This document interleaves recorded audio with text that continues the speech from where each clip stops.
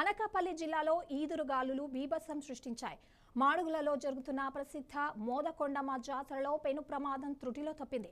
ఒక్కసారిగా వీచిన భారీ గాలులకు జాతర ప్రాంగణంలోని టెంట్లు, ఫ్లెక్సీలు, భారీ బోర్డులు కూలిపోవడంతో ఆ ప్రాంతం అస్తవ్యస్తంగా మారింది.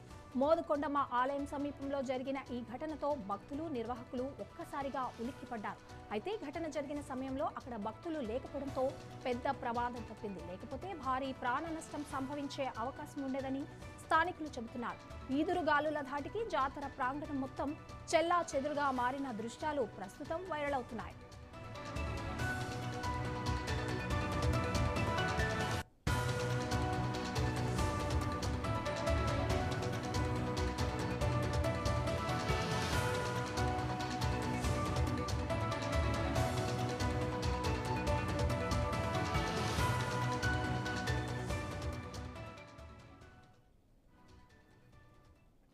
తెలంగాణలో